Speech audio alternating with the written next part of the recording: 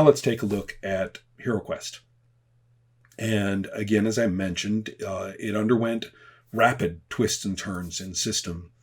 But the important thing to recognize about any version of it you may encounter, I myself have been known to stick with the original Hero Wars more than once, for example. What you may find is that, or what you will find, is that it is a non-representational system. In HeroQuest, first of all, you don't have attributes and hit points and hit locations and, these forms and sets of different pieces of system. RuneQuest is all about subroutines of the system. HeroQuest is not. Everything on your sheet's called an ability. And it could be a feature of your body. It could be another person, like a friend. It could be an object you have. It could be a skill you have. It could be a magic thing. An ability can be general. It can be specific. So you have a bunch of these.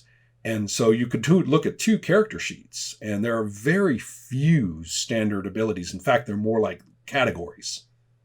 So aside from a few categories, like culture or something like that, and then you have your culture slotted in there, aside from these few categories, you could look at 2 Hero Wars or 2 HeroQuest characters, and there's not a lick of similar terminology across the 2 sheets.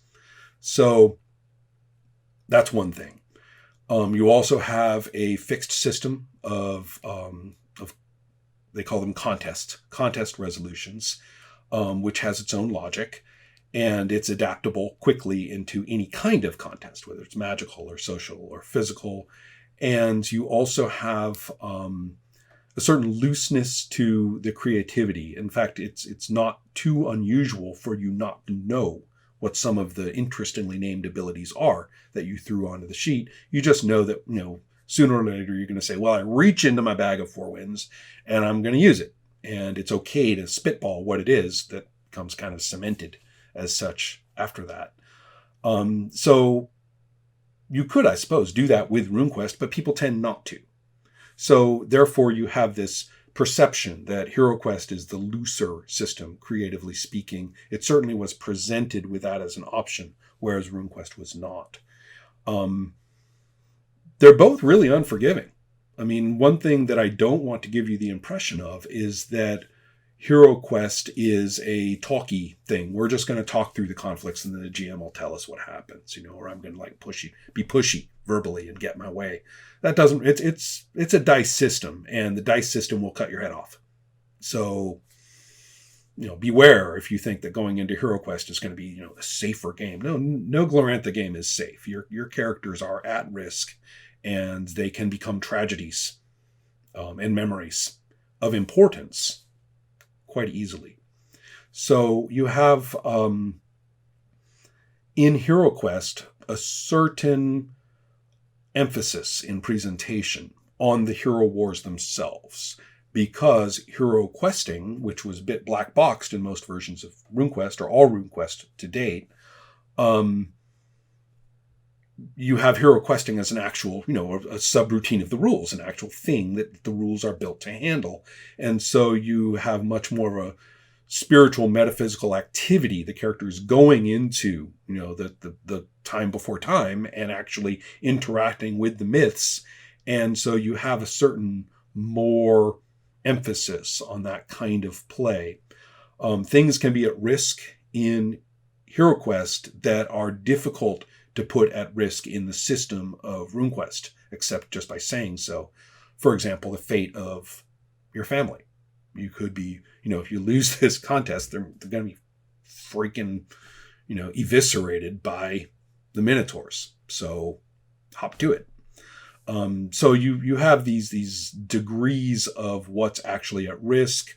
You have different ways. I mean, if you look at your character sheet, you'll find in HeroQuest that it's actually many characters. There's you, but there's also, this friend, and there's also this pet, and there's also these 3 spirits that you befriended. And it's kind of look at a character sheet after a while and you realize that it is actually kind of an adventuring party. So when you put all the character sheets together, you get what in the text would be called a hero band. You can sort of end up with the same thing in RuneQuest through more informal ways. But in HeroQuest, you're after a bit of play, you're going to look at your group and you're going to say, wow, we are kind of a force to be reckoned with. We've got loyal followers. We've got ties to powerful people. We've got our own unique spirits or principles that we've come up with. All that, those two games really have a similar visceral quality of generating a unique set of characters only through play, with opinions that could only have come about through play.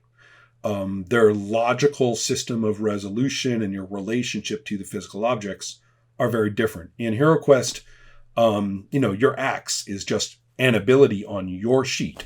And although you may, for example, throw your axe to your friend to use, he's going to get a bonus that's derived from your ability. Because it's your help that you're giving, you see, based on your axeness on your sheet. So the axe itself as a fictional object really is of no interest whatsoever.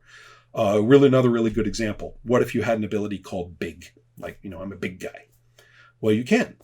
And what if that other guy, has an ability called big? And in RuneQuest, there's a characteristic called size. And if your size is bigger than that guy, then you're shorter and you're lighter. Like, he's shorter, he's lighter. So the point is that it's real quantified. Different versions of RuneQuest will tell you what precisely, but the idea is you look at size and it's mass, period. Mass, height, volume. Whereas over here in HeroQuest, two characters with big are assessed. Basically, the number really is just about how much, I guess you could say, throw your weight around. How much does big matter? How much quantitatively is it going to factor into this contest? And that's what that number is for, period. So even though by just having that on the sheet, you're calling yourself a big person, your big ability could be bigger than that guy's big ability, but that doesn't necessarily mean you're taller and heavier. It means you're the one who can throw your weight into it better. And maybe, or whatever you can get, reach for something up there, whatever it takes that big would help with. Maybe they're exactly the same size, those two characters. Maybe they're different sizes. As long as they're big in some way in the fiction, the actual number is about the effectiveness of it. Nothing to do with specific quantitative differences that you could go and measure with calipers or on a scale. So that's kind of the difference in the philosophies of the systems. Oh, well, I guess that's that. The big theme of all of this is basically don't let anyone push you around. When it comes to the editions of RuneQuest or the specific information or HeroQuest and all the different, specific presentations of Glorantha that each core book entails, or whether, which system sucks or whatever, all that stuff, nobody can push you around. You're going to be using the one that you're landed with at the table anyway. Number one, they're all functional. People have different opinions about good and bad. Fine. Then the second part refers to Glorantha itself. What does it mean? Are the Lunars good guys or bad guys? What does the culture look like? What historical analog, different play groups have reached into their own views, often uncritically, and just decided that this is what people look like because that's how they imagine characters to look. And when they do art for their material, it looks real different than the art that someone else is doing. So then you have all sorts of debates about, what's really Glorantha. That's the other thing. Don't let anyone push you around. You're playing it the way you guys play it, whether through decision or inclination, that's not critiqued. You're going to end up with a particular imagined look for this part of Glorantha, and that's what you're going to do. And so it's good to know what it is, but there you go. Similar things to do with other content. As I say, to some of us, playing in Glorantha gets real, naked. It's hippie stuff. It's it's psychedelic, and it's you can get real primal with it. A lot of the early materials in particular are very clear about this. You can get real primal, real emotional, and Pretty grown up, if you will. Other groups aren't going to go for that.